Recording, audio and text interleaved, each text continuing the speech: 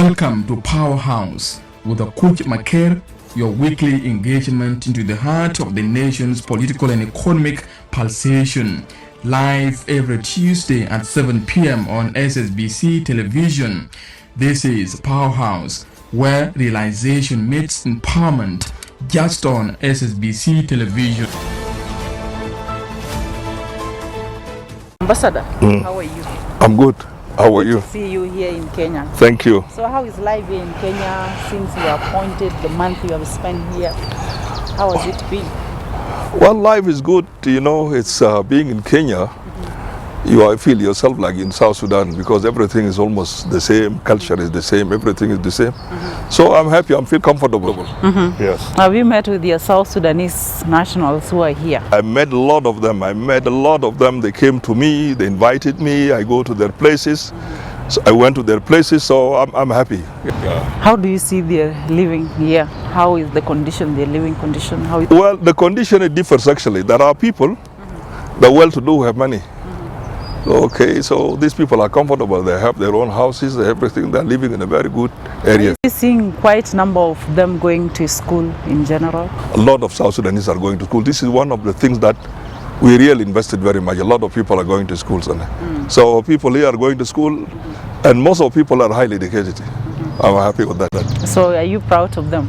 I'm very proud of them, and you are one of the products of this. Yes, I'm a Kenyan. So I started from nursery school to postgraduate. I know that you were raised, you were in Kakuma, and yes, then you came here, you went here for refugees, and then I with the status, I become who I am today. That's it. And it is all about you. There are so many people, and these people, we really need them.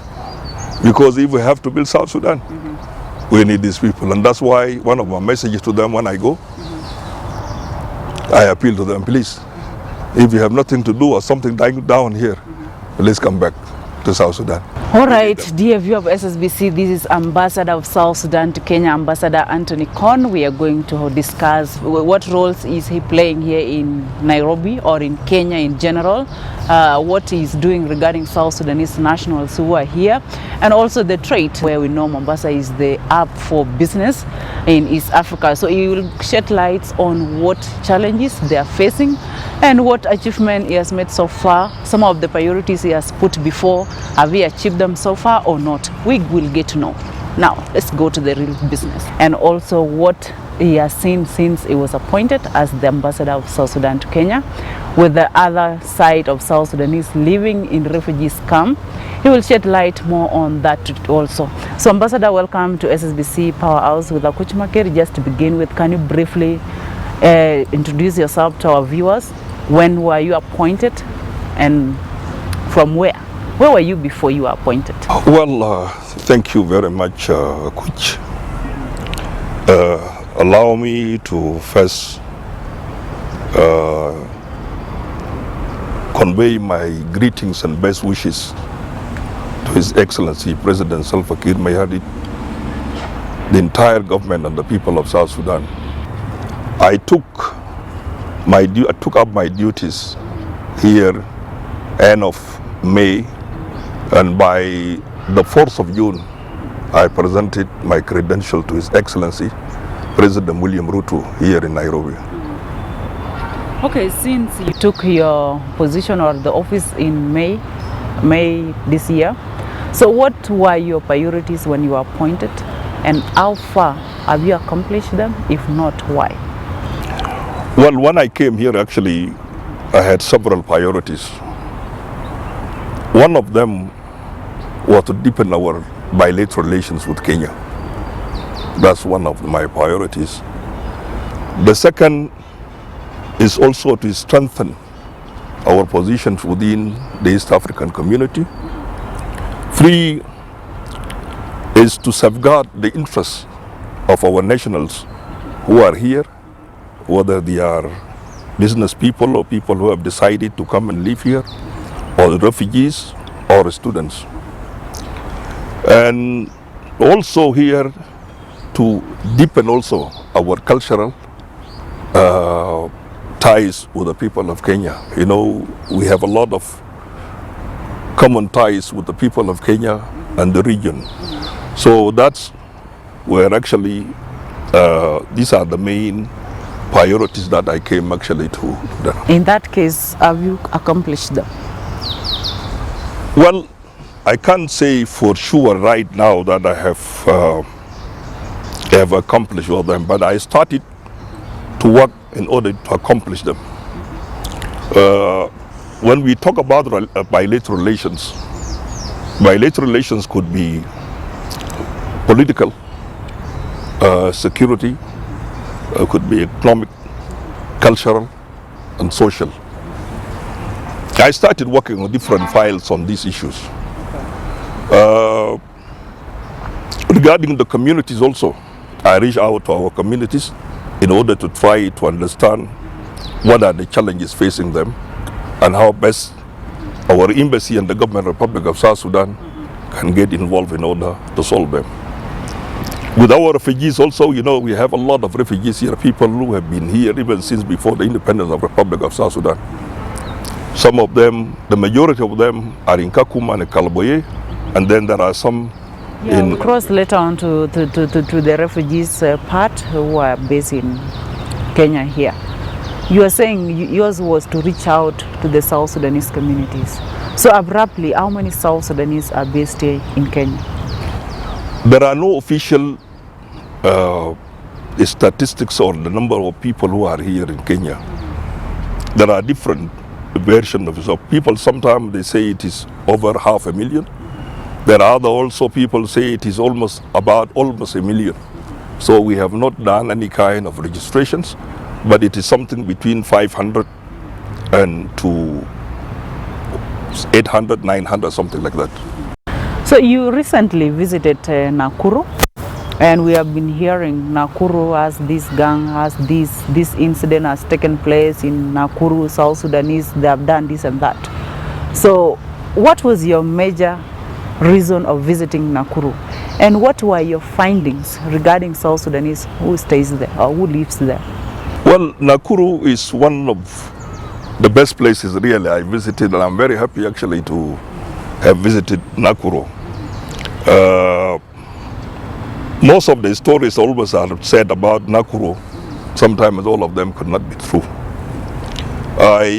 When I came here, actually people of Nakuru, the community, they sent me a delegation here to come and congratulate me on my appointment as Ambassador of the Republic of South Sudan to Kenya, and also to invite me to attend. There was a function in celebration of the independent Republic of South Sudan. That was the main reason. So I had the honor and the privilege also to meet with the government of Nakuru County, and also to interact with the church leaders, and then also with the community. It was a wonderful opportunity for me to interact with the whole South Sudanese community.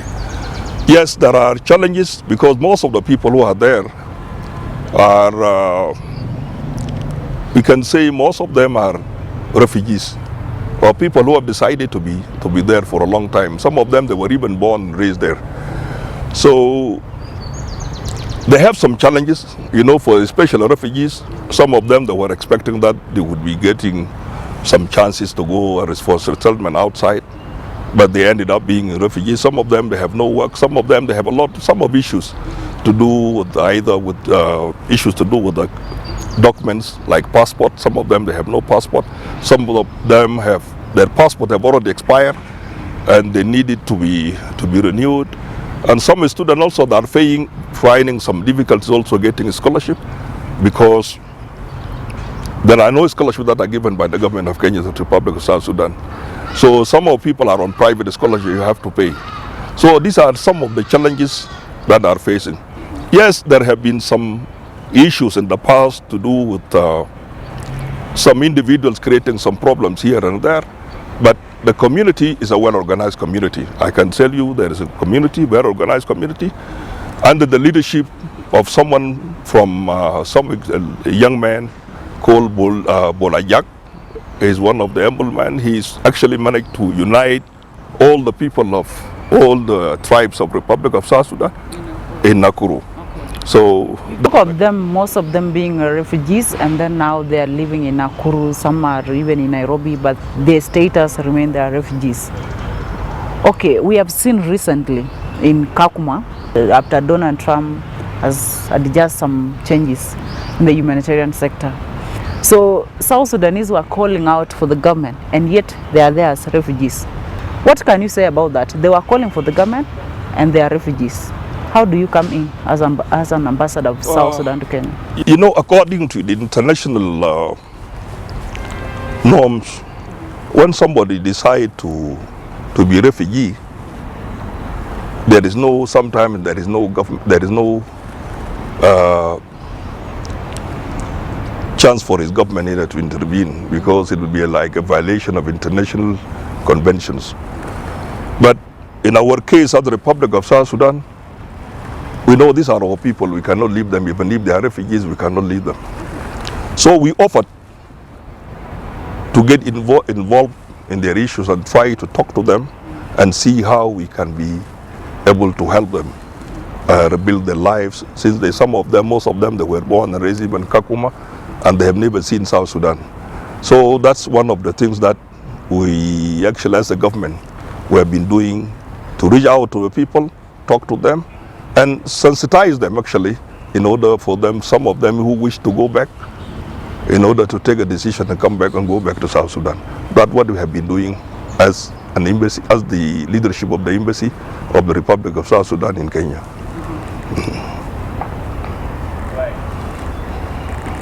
Okay, we heard some of the voices when they were demonstrating back in Kakuma.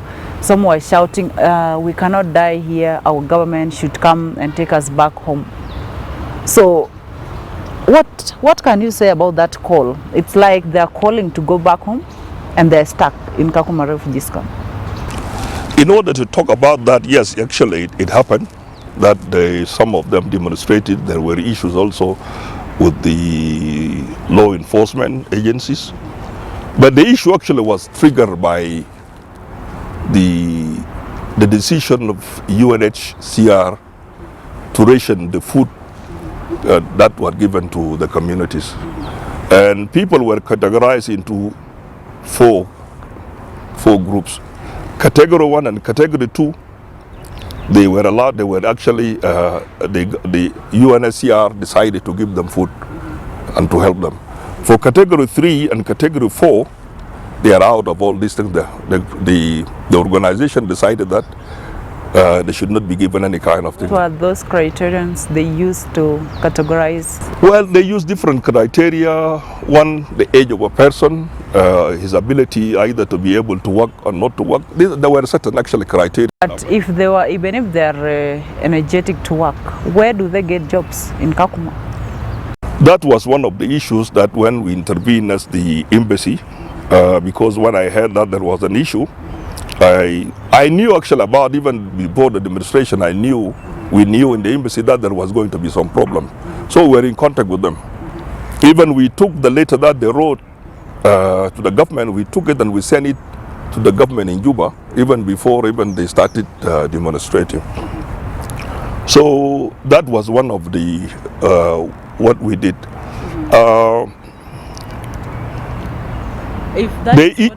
The issue by itself, it's very difficult to be solved by United Nations High Commissioner for Refugees, because, as you said before, it was an issue of a deficit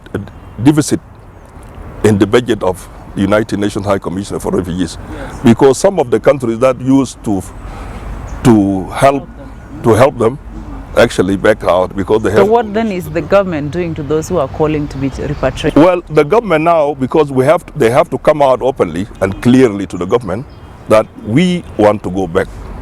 And since the United Nations are with the United Nations, they have to come out to the United Nations to tell them that we want to go back. And this is where we can come and sit and discuss with the United Nations and then to try. But for them it can't be a one voice, because there are those who are comfortable, like you have said, there's Group 1, Group B and Group C. Yes. So the 1 and B, the 1 and 2 are benefiting. Yes. But the third is not benefiting. What if the third want to go back home and yet the 1 and 2 don't want to? Let me tell you, also give you the figures. The population in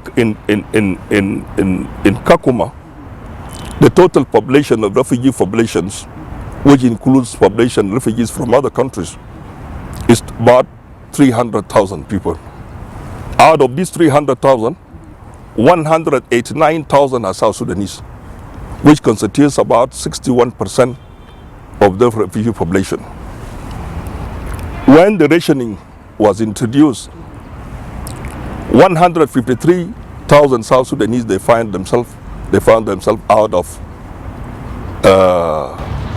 the favorable group.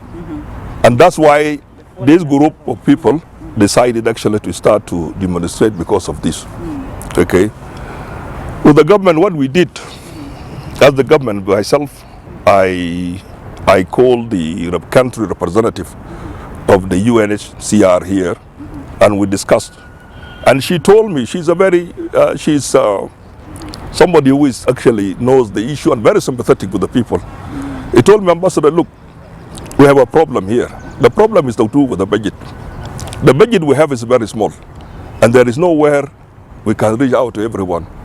We have to give some of the categories of people we have classified, 1 or 2, maybe children and women, all this we give them. But for the rest of people, it's very difficult for us in order to be able to give them here. And that's the problem. It's not the problem that we as an organization decided that we should stop giving people the food. So this is an issue of money and funds. There is nowhere they can do it. The only way is for the people themselves to decide whether to go back or whether to stay here. Because if you decide in this kind of condition to stay here, then you have to know exactly how to live. And if you want to decide to go back, then you come out to the organization and tell them that I want to go back. And this is where the government comes here, because the government cannot force people in the refugee camp to go outside. Even for us, as an embassy, as the leadership of the embassy, to go to Kakuma, we have to take permissions from the United Nations High Commissioner for Refugees and the Kenyan government in order to visit Kakuma. Okay, back to Kenya in general. We have seen most of the South Sudanese are putting up here in Kenya because of education. How many, the population of the South Sudanese students who are schooling here, let's say briefly, in university, high school? Well, according to the figures we have, in the embassy we have about 5,000 students, the Kenyan universities. Okay. And we have a similar also number of students also in the secondary school. The primary, the number is a little bit higher, a little bit like 6,000, 7,000. But for the university, because normally we are in contact with the students and the universities here in all over Kenya. So about 5,000 that are the people who have registered with us in the embassy, and we know them. Okay, we've been hearing about some challenges that they are going through. So can you elaborate on what challenges they are facing as South Sudanese students schooling here in Kenya? The students, they have a number of challenges. One of them, because all of these students who are here, they are on private scholarship and they pay. Recently also, because of the economic situation in the country, their parents, they have found it very difficult actually to send money to them in order to pay their tuition fee. So of late, people started complaining and coming to us for help in the embassy that they are unable to pay their tuition fee and they needed help from the embassy to help them. And you know, the embassy, normally we don't have the budget for assistance to help people pay their own tuition fees and all. So that's one of the issues that their problem they are facing. The second thing, there is an issue also, a consular issue to do with passport. Some of them, they have their passport already expired and they need to renew them. But here there are two issues also involved. Number one, the amount of money which is being required for them to renew their visas is very high. And they, as a student, they find it very difficult even to be able to renew it. We have been talking to our people in order to try to reduce, especially for the student, to reduce the fees for the renewal of a passport, especially for our student. Now you'll find that there are a number of people, they have not renewed their passports and they are just going about here in Kenya, and sometimes they have problems here. The second thing also, there are certain categories also people among the students who have completely no passport. Some of them, they were born here, they were raised here, and they never got the chance even to go back. And they are finding some difficulties also, either financial or other. Because of this, some of the students, they have issues also to do. There is another issue, which is the third, is the issue of the student pass. In order for a student here to have a pass, they have to present what they call a conduct certificate. A conduct certificate normally is issued in Juba, Iraq, from the Criminal Investigation Department, and that needs money. So some of our people here, in order for a student from the secondary to apply to university, he has to have this kind of certificate, which is a conduct certificate. And that's one of the issues that they are finding here difficult here. Okay, most of these issues seem to be internal within the government of South Sudan, and especially embassy. What then are you doing to address them, especially the issue of code of conduct, these letters that are needed for the students to be here? And those who are just coming to Kenya without passport, how do you handle this one? Because we heard that embassy used to give out the passport. Well, I have written a letter twice to the IGP, and also I have written to the Director General of Passport in order to give us here, for the embassy here, to allocate 1,500 passports to be issued here. And you know very well there was an issue also passport in South Sudan in the last year, where there were no completely passports in South Sudan for almost about 7 or 8 months. That affected our people here. It really affected people. A lot of people were coming. Then is an alternative B in case of this recurring shortage of passport? No, we managed actually, after we got the passport, we managed also to talk to the immigration people in Juba, and they managed to give us some passport, but they are not enough. Completely they are not enough. Because the people, not only the students who want passport, even the other members of the community also, they are looking for passport themselves. So we have managed to get some passport, but it still is not enough. As I speak of you now, I need here for the people in Kenya, I need not less than 1,500 passports, new passport.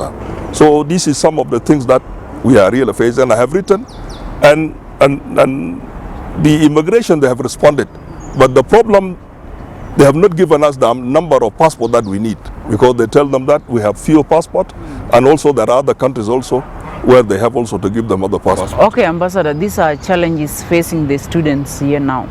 Back to the communities, what are some of the challenges? Let me add one of the problem of the student. One of the students also problem facing a student is the issue of a scholarship. The students, they came to me, the leadership of the students, they asked me to talk to our government, to write to our government, to try to give them a chance either to apply, okay, to the department of which is in charge of scholarship in Juba, so that they can be given chances to apply for a scholarship, especially those scholarships that are given by other countries, or to allocate the number of scholarships from this and give them to our embassy here to be processed, so that some of them who are here to compete.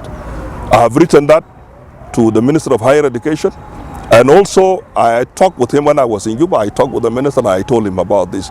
So it is one of the things that is being considered by the Ministry of Higher Education in Juba, to try to see whether to allocate the number of scholarships for the people, for the students here, or to allow them also to apply with the other colleagues of South Sudanese, also students in other countries, in the scholarship that are given to the Republic of South Sudan. But if they apply as individuals back home there, because the scholarship are always open to any South Sudanese national. So if you apply as individual there and you qualify, you can still make it up to here. Why do they need a specific scholarship but located for them? Well, that it is true. It is true that like that. But normally, because if the government decides to allow them, then they will give instruction to our Department of Education here in the embassy here to try to collect all the students' certificates who are applying, applications, and then send them there to be processed. But that has not happened yet. That's why we are waiting for the government, for the Minister of Higher Education, to make a very clear decision that whether these people are going to be allowed. If they are going to be allowed, then we'll instruct our people here at the embassy here. All right, Ambassador, before we go for a short break, quickly, there were so many cases of murder back here in Kenya, where we have seen South Sudanese bodies found lying somewhere. So what then are you doing, or what have you done with the government of Kenya regarding this? Because we always hear there will be investigations, but the outcome results of that investigation we've never heard about. Yes, it's true. There are certain cases, incidents that took place even before I came here. And we decided, the embassy actually, to try to follow up some of the cases. We gathered the information. But we have an issue here. In order to pursue this through the legal system, you need a lawyer. And if you need a lawyer, you need to pay the lawyer. And the embassy has no funds in order to apply. That's, for short, the answer I can give. The lawyer. We don't have the lawyer. So you always hire lawyers? We hire lawyer whenever we have money funds. If we don't, then there is nowhere we can hire a lawyer. But is this not part of bilateral relations between the Kenya and the South Sudan? No, we cannot call, because this is a case. Because when somebody is a criminal case, and criminal case you have to pursue it through a legal institutions. So it is not something to do that where we wrote actually before even people have written that we need. For example, recently when I came, one of the things I wrote to the Kenyan government to try to give me a list of the number of South Sudanese all over Kenya who are in the prisons. And the Kenyan government but some of them seem to be also accidental, like the case of a student who was in university. By then there was nothing recorded like a crime that he has committed. Well, you know, there are minor cases, because sometimes you may find a student who is drunk getting into a problem like that. These are not issues that the embassy can get involved. We get involved when there are issues to do with the life of a person. Okay, and number two, sometimes when there are cases, okay, it happens if somebody, a citizen or a student, gets in a problem like that. If he does a report to the embassy, there is nowhere the embassy can know about it, because people are scattered all over Kenya. All right, dear viewer of SSBC, that is Ambassador Anthony Kon, the South Sudan ambassador to Kenya, who is shedding lights on the status of South Sudanese in Kenya, and also the relationship that they are having between the government of South Sudan and Kenya. And also, when we come back from the break, we shall cross to Mombasa, where he had recently visited Mombasa to discuss the trade issues there.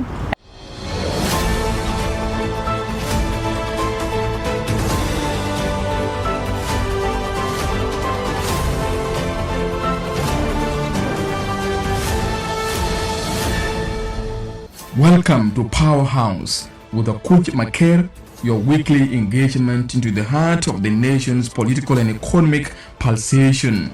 Live every Tuesday at 7 p.m. on SSBC television. This is Powerhouse, where realization meets empowerment, just on SSBC television.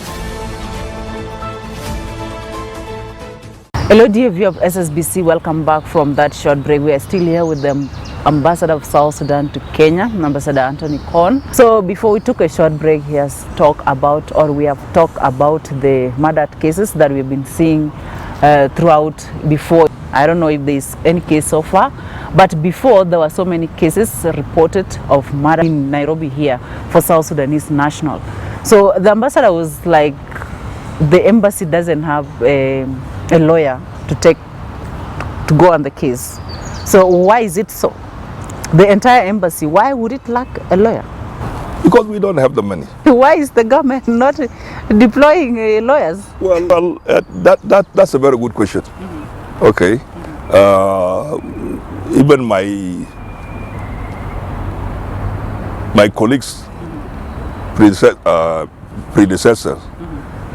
they actually they asked for it before, but there was no money approved for that. So how does? But I'll take this opportunity also. This is one of the areas that we need actually our government also to help, especially embassies, where there are a lot of South Sudanese, like in Kenya, Uganda, and then Ethiopia and Sudan. Yes. It's good also for the embassy to have a lawyer, because wherever there are communities, there are large members of a community, there are always problems. Yeah, it's not even just about the South Sudanese. In case there is any legal cases against the embassy, what then would you do as an ambassador?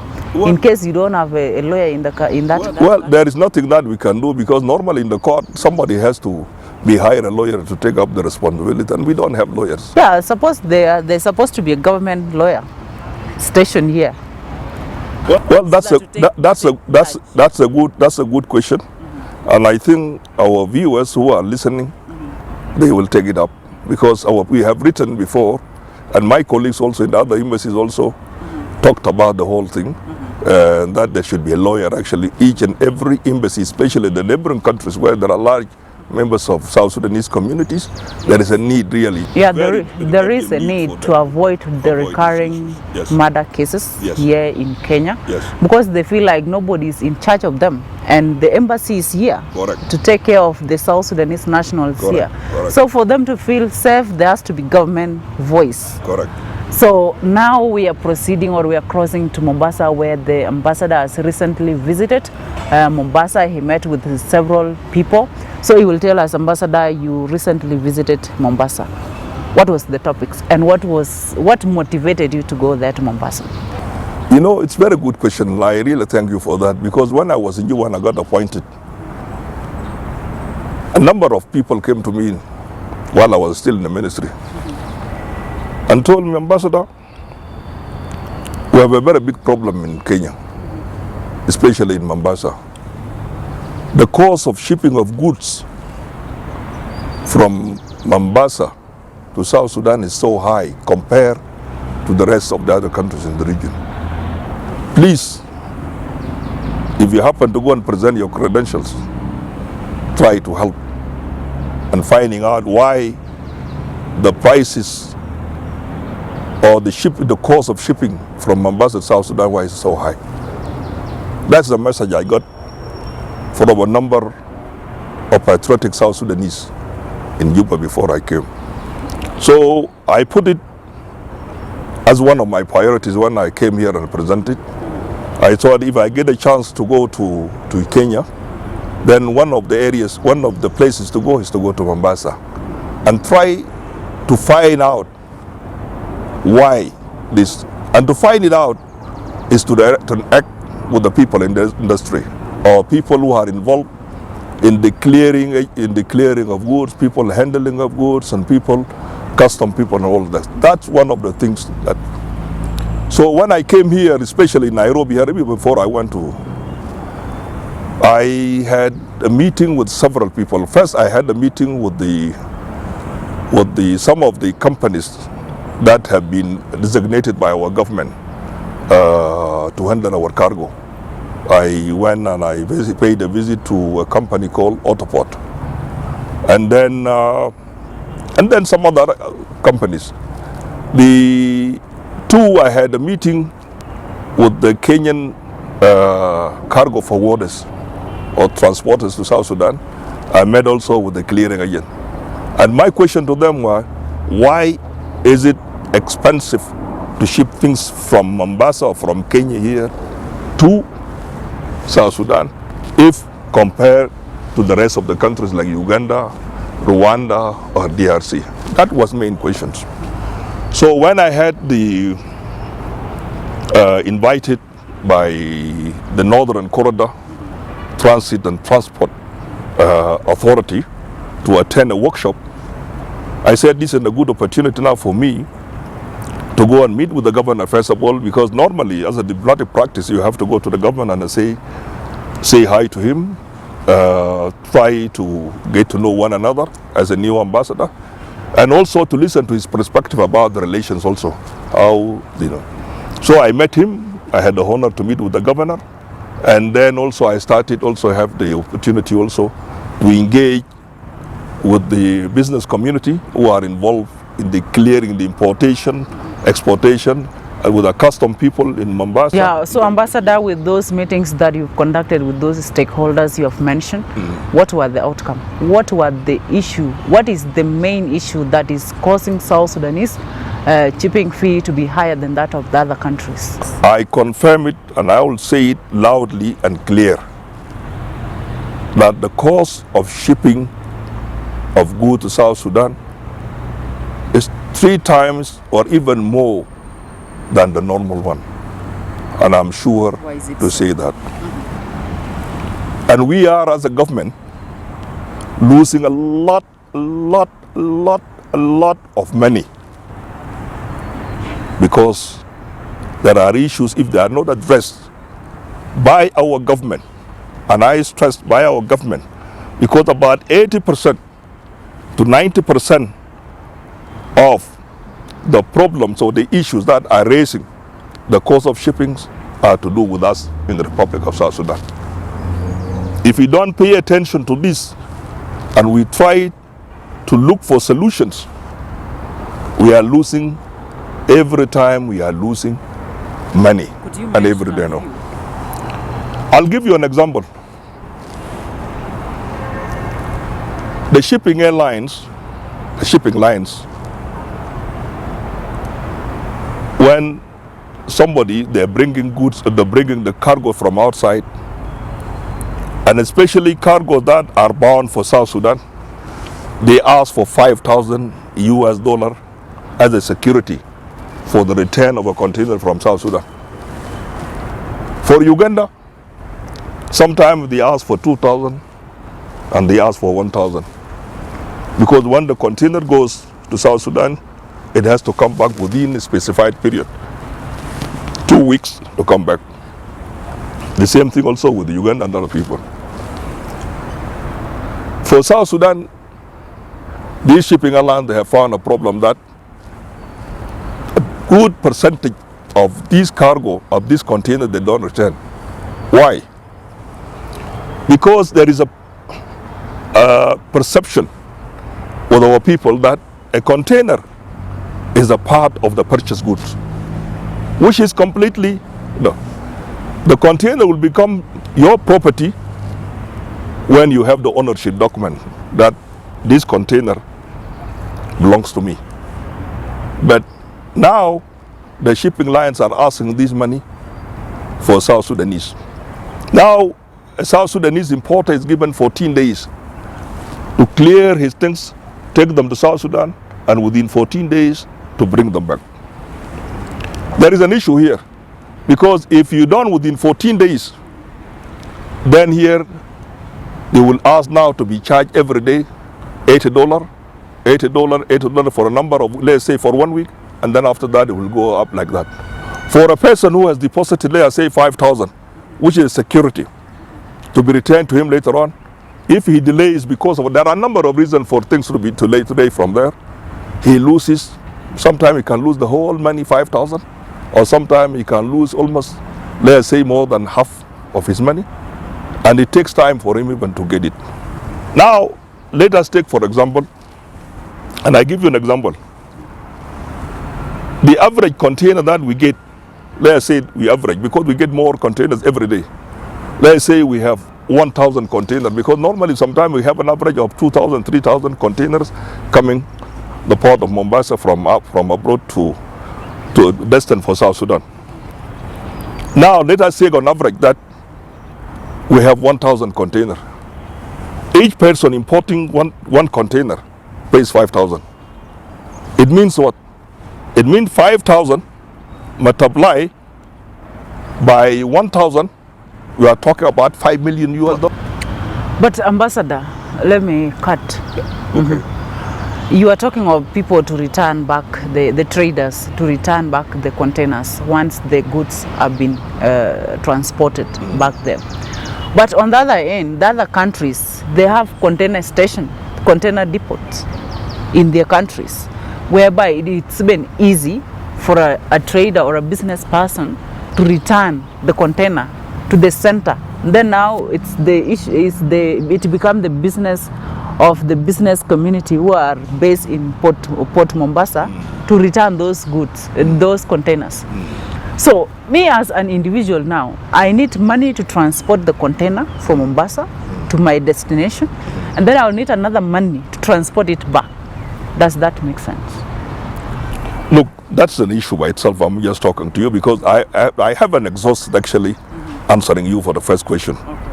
No, the person, for example, he returns the container after, let's say, a month. He comes and finds that he has lost from his security money. He lost, let's say, 2,000 from 5,000. And he has also lost. Say this 2,000, if you multiply it by 1,000, 1,000 daily, it's a lot of then you have $2 million a day. And $2 million a day, if you multiply it by 30, you have what? $2,000 by 30, you have $60,000. And then multiply these $60,000 a month by 12, we have 720 million $ paid by our people, lost. It may sound like something not true. Okay, I'm talking about just about one aspect of the problems. All right, Ambassador, now that you have identified that is the issue, what then should be done? One issue. There are several other issues. Yes.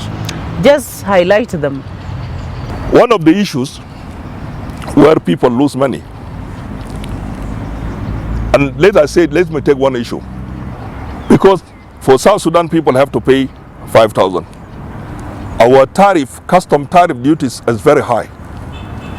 And then there are a lot of checkpoints, a lot of delays, a lot of fees to be paid. So some people, importers, they have decided to say, okay, and instead of from the country of origin of goods, in order to ship all these goods, transit from Kenya to South Sudan, I'm going to lose money because at the end of the day, I'm going to pay 5,000 for the container, I'm going to pay high like that. So why not to look for a neighboring country to South Sudan and pay less security for a container? Some of countries, you charge you 1,200, 1,000 or 2,000. And then the custom tariff is low. So people started now paying custom to that country and then have all the things shipped to that country. And from there, they use trucks in order to take things to South Sudan. So how much money we have lost? And instead of getting the revenue for the custom duties for us, now are being paid to another country. That's one of the things I'm telling. The second thing, there are so many other things we are losing every day because of that. Okay, so I'm giving you an example how much money, revenue, that's supposed to go to South Sudan we are losing. Because of what? Issue of container, issue of the delays, issue of the checkpoints, issues of tariff, issues of what? So people decided, let me, instead of having all these problems, ship them to another country, and from there I take them to the country. So there is for us here, this is where we have to sit as a government, strategize and sit and come out with a very clear positions in order to solve this problem. If we not, we are losing every day. And I'm here, I'm accountable to what I'm saying. Okay, I did a very research, and as I speak with you now, I'm writing a book on this issue. A book on this issue in particular. Yes. You are saying South Sudanese are diverting. That means they're losing business here in Mombasa. They are going to other countries.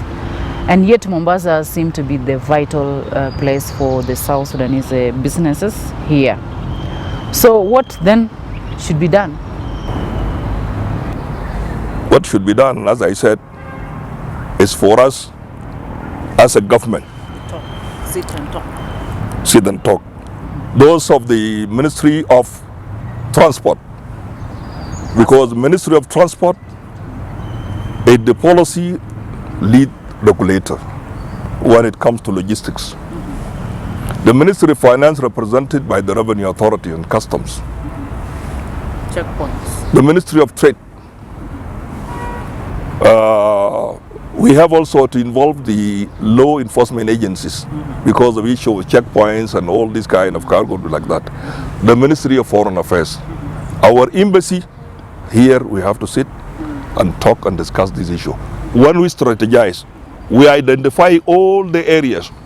The second thing, we come and sit with Northern Corridor Transit and Transport Authority, because they are the regulator of all these systems. We sit with them, we come out with a clear vision, and once we come with a clear vision, then we come and sit with the government of Kenya and all the other and come out with positions.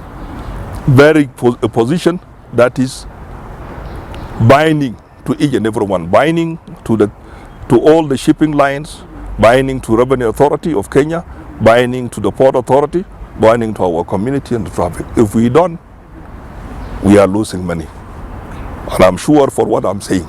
So the government has to sit down and talk and discuss in cabinet. The government has to sit. It's a must. There is no other way. Whether we people say now or no, still there is a time people will come and listen to what I'm saying and people will sit down.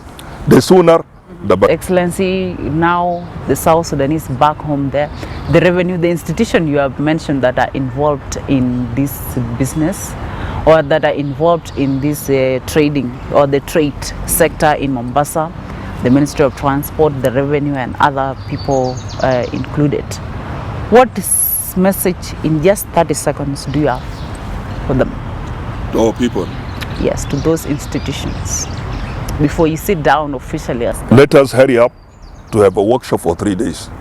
Workshop for 3 days. And invite the people to address the challenges. To address the challenges. And come out with a clear vision. Meet with the Northern Corridor and then meet with the Kenyan stakeholders. All right, back home to the people, the viewers and the leadership of South Sudan. As Ambassador of South Sudan to Kenya, what message do you have to them and also to South Sudanese nationals here in Nairobi or in Kenya? Well, my message to our people in South Sudan, please know that all these containers you are bringing, our people are bringing from outside. If you don't owe them, have the ownership document. Please try to let them come back as soon as possible. That container alone is the cause why the prices of things are very high in Juba and all over South Sudan. Because all these importer people are involved in all these transactions. At the end of the day, they pay. If you ask them for the road in the road to pay them fees, they pay. If they are anywhere, you pay. But at the end of the day, they are going to pass this money all over to you, and it's going to be a problem. So please, as soon as there is a container that doesn't belong to you, get it back, let it come there. So that we address the fear of all the shipping line that containers are going destined to go to South Sudan can come back. That's one.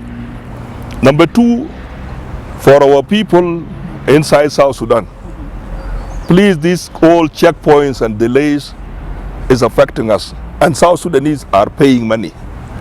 Because when a Southern Sudanese is given a container is relief, he pays the money, about 5,000.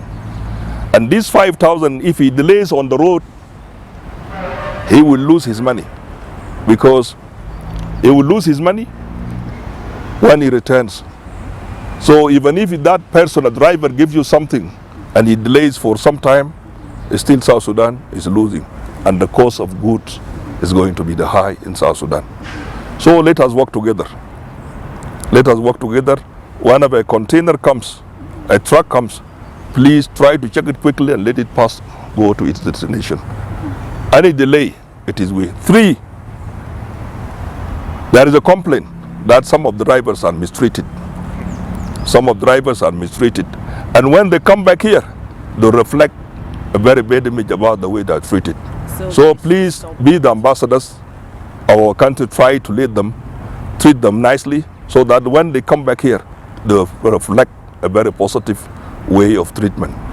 Hello, dear viewer of SSBC Powerhouse with Akuch Maker. We have come to an end of our discussion with Ambassador Anthony Kon, Ambassador of South Sudan to Kenya. We have discussed about South Sudanese who are living here in Kenya. It's a visit to Mombasa, where we have talked about the challenges that are being faced by South Sudanese traders in Mombasa. And from what he's saying one of the major issue to why the pricing is high is because of the containers. So you are told when you take goods, know that that container was your car, it wasn't a part of your goods. Return it back to Port Mombasa and take your balance. That's it on behalf of the team. I am Akuch Maker, and bye-bye.